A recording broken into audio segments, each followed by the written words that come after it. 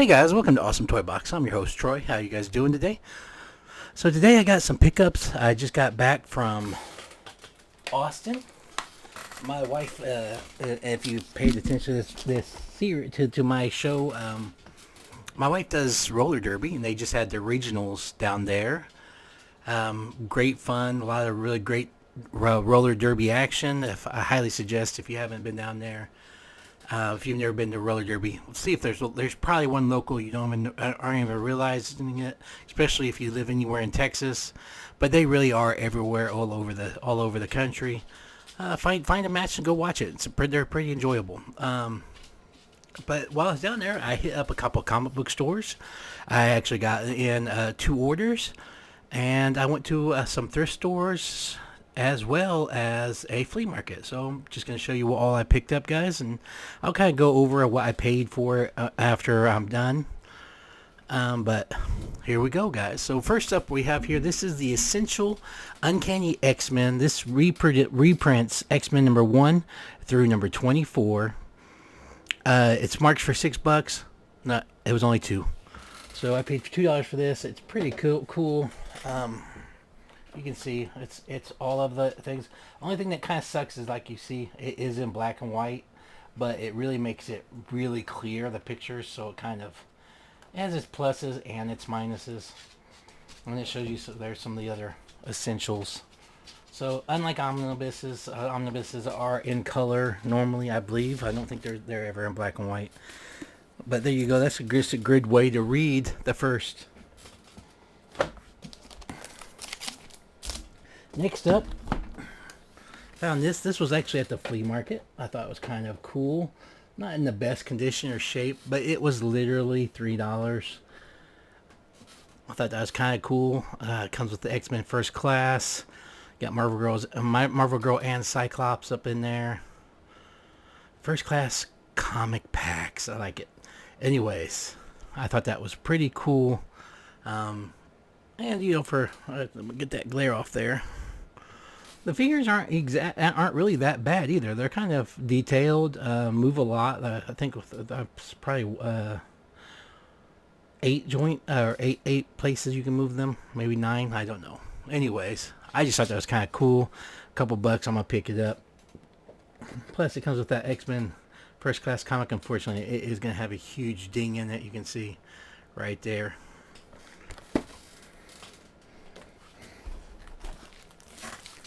Next up, these next few books were all $1.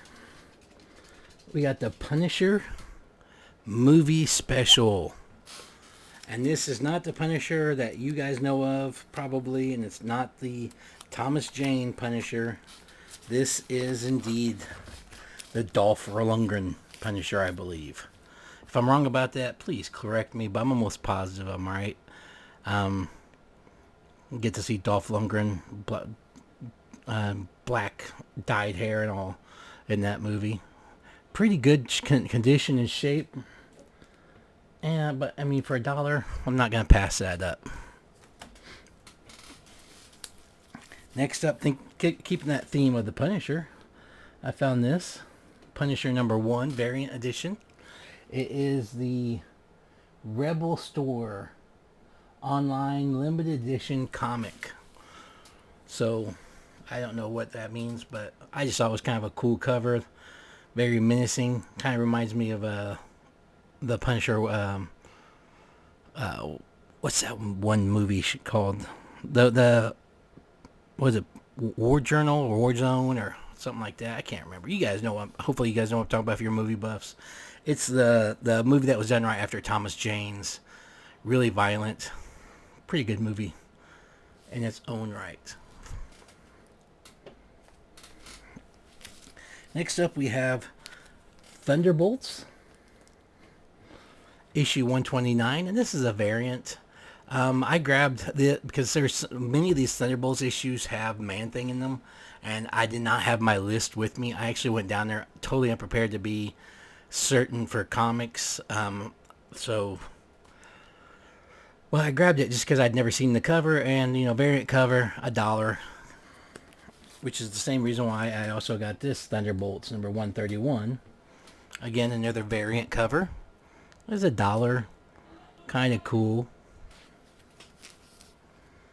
And next up we have Detective Comics number 8. Nice Tony Daniels cover.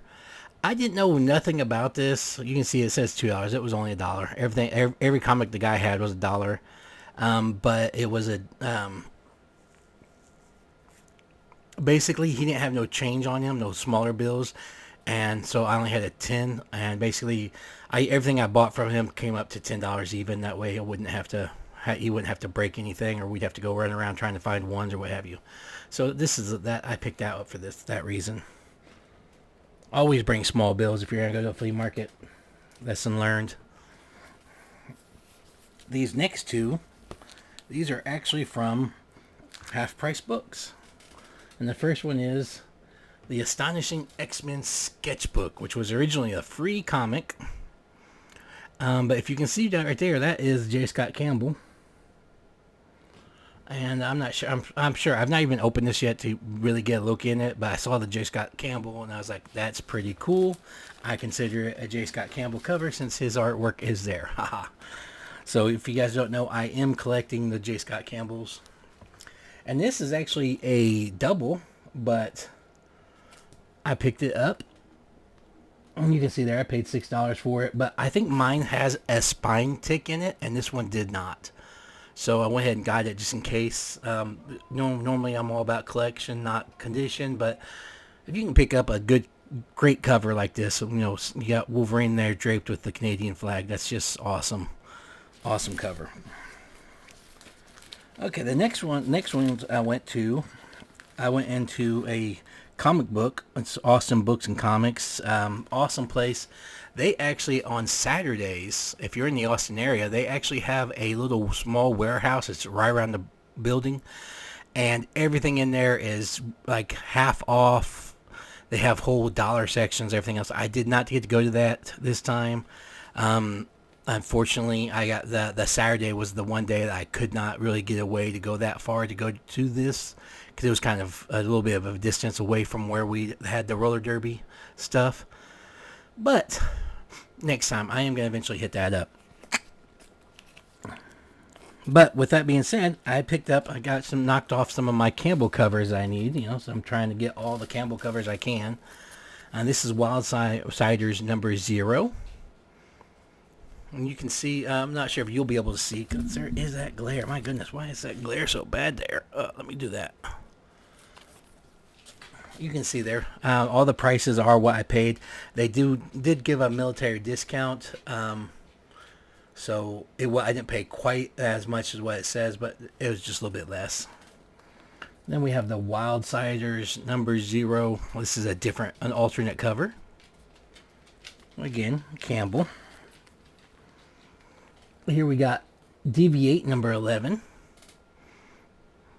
Nice Campbell cover. And for those wondering, I actually have a list of every cover that Campbell had done all the way up until I think last year. So the older stuff, I know exactly what to look for. It's the newer stuff that's kind of going to be a pain in the butt, but I think I'm trying to keep up on it pretty good. But here we have Lady Death number 1. The Gauntlet. And you can see that's another Campbell cover. Gorgeous cover. Kind of weird hippie-ish looking clothes on this, but I think it must be like an origin story or something. I'm not 100% sure. I've not read it yet. I'll let you guys know if anybody's ever interested, and I'll try to find that out, and I'll do that. Next up we have Black Bat. I think this is number 1, and that is again another Campbell cover. And just to show you, it's not all about the ladies, guys. It's not all about the ladies. He does pretty cool superheroes too. And this guy looks like he's getting ready to pop out and take some people out. I thought that was kind of cool. And then we have Battle of the Planets number 1. Awesome Campbell cover.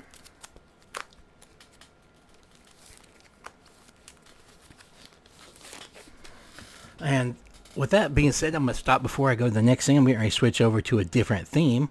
If you could go ahead and comment, like, and subscribe, I'd really appreciate it.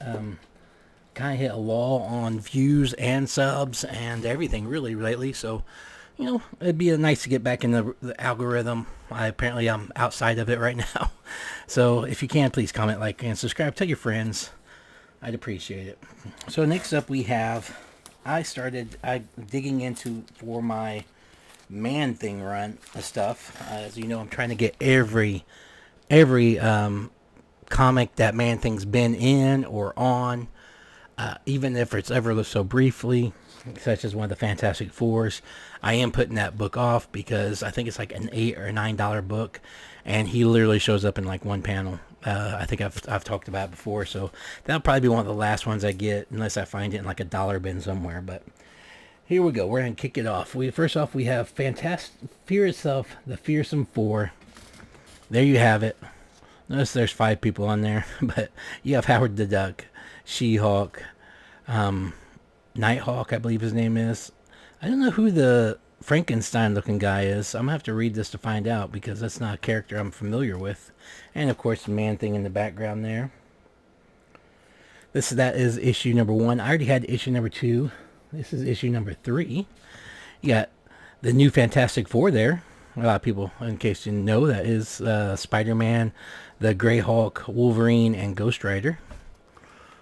Pretty cool. And, of course, you can see Man Thing in the back there, too. And then the number 4 of the series. Man Thing looking like he's burning something, or maybe he's on fire. I can't really tell, but you got the 4 people that were there first, so pretty cool cover. They look scared, which is not very good in Man Thing's presence. Next up, we got some of his earlier appearances. Howard the Duck, number 22. May the farce be with you.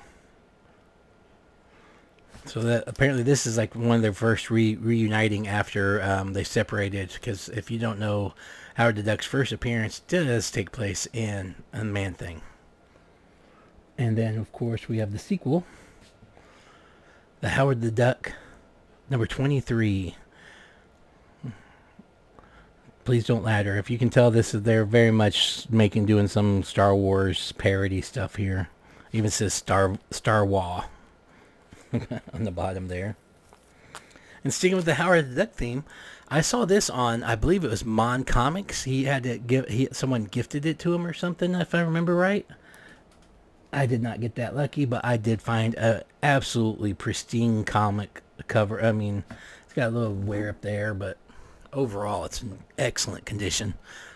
This great cover. Howard the Duck, Damsel in Distress, and the Man Thing. And then the last one of the Man Thing stuff I got is the Rampaging Hulk, number 7. These, of course, are the oversized magazines. Not the Green Goliath versus the Soul Stealer. But if you can see right there in the corner, the Return of the Macabre Man Thing. I had to get it. I really am getting low on the things. I think very soon, after I get back from Terrific Con, I am going to actually do a video showing off my complete Man Thing collection. I actually moved it up into that drawer that's right behind there. I actually kind of had to do some rearranging just because I was always adding to it, and there was some stuff in there that was stale, so I moved it to actually the bins behind me, which are harder to get to. So the first thing I'm going to show you is, believe it or not, I did not know I did not have this. I looked for it the other day. Someone showed it to him. I was like, yeah, I have that. I did not have it. I don't know why I don't have it. I know I've had the chance of buying it repeatedly. This is a really good copy of it, but it's Obnoxio the Clown versus the X-Men. And, of course, you got my girl Kitty Pryde front and center. This is, it's totally, of course, she don't die in it, but it's just almost like clickbait back in the day. So, and then the last thing I got at that store was I think it's a bigger book, but this is, and it is in amazing condition. It's probably like a 7.5, maybe an 8 even, if not higher than that. You can see, I mean, it is gorgeous. But this is X-Men number 54, the first appearance of Alex Summers, the first appearance of the Living Pharaoh. Um, Absolutely, the if you don't know, the Living Pharaoh is like a disciple or whatever of Apocalypse. We find out years later, I believe. And of course, Alex Summers becomes Havoc, and he's Scott Summers' brother. So, kind of a key, really very big key issue in my opinion. I really enjoy Havoc. He can be quite powerful, and he's a lot more reckless than his older brother. So, I enjoy that. And we got two more things to show.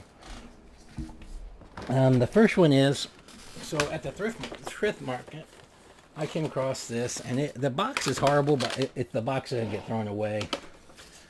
Hopefully you guys can see it. Move that totally out of the way. But we got the Gwenpool PVC, and we're going to just unbox this live. But I walk up, and the lady has this on the table, and I asked her how much, and she said $10. And if you don't know, these statues, no matter what, they're never $10. They're always quite expensive typically. And there you guys go. Gwenpool and all her lovely goodness. She's taking a selfie.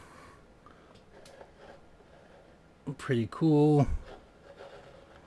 I'm gonna I wish I should have got my spinner out for it, but for $10, I'm not gonna turn down a statue, especially a marble statue of any kind. That's gonna be going up on my shelf next to my Lady Deadpool, probably. Pretty cool pickup, in my opinion. Okay, and now we're gonna get back to my biggest pickup, and this was a mail call. So, I watch Bryce comics on occasion. I have varying opinions on them. If you guys saw, I did that mystery box through his. I made my money back on that, by the way. I don't think I told anybody on that. So, I got out some books and still made what I paid for it back out of it. So, it worked out good in my favor overall. So, it took me a while because there was a couple of books I pulled out, and I just sold all the other ones in one lump sum for next to nothing.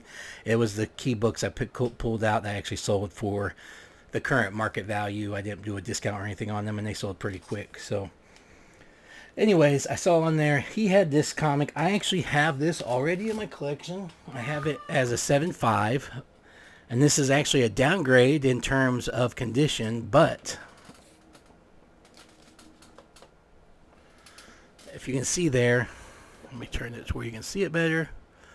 This is the Man-Thing #1, the most startling swamp creature of all time. And this is signed by Roy Thomas. If you don't know, Roy Thomas is the one who created the one and only Man-Thing. This book also is the second appearance of Howard the Duck. There's some other people appearing. There's a Black Daredevil and Black Widow cameo. Nothing major. The Roy Thomas actually has nothing to do art-wise or anything, other than the fact that he created the Man-Thing. And outside of getting the Man-Thing's first appearance in that Savage Tales #1 signed by him, like this is, I think, a very close second way of getting it. So I'm glad to pick it up. I have not decided if I'm going to get rid of my other #1 yet, or just put them side by side. If someone really wants some #1 that's a 7.5, and you got something you think that would be a fair trade for it, let me know. I definitely wouldn't like throw away offers or anything else like that. But as of right now, I think it's just going to stay in the collection unless I find someone who really needs it. That's it, guys. That's all I got for you. Don't forget, collectors help collectors. And as always, check in with your friends, family, and loved ones. Make sure they're okay. Make sure they know you're doing okay. And I am out of here.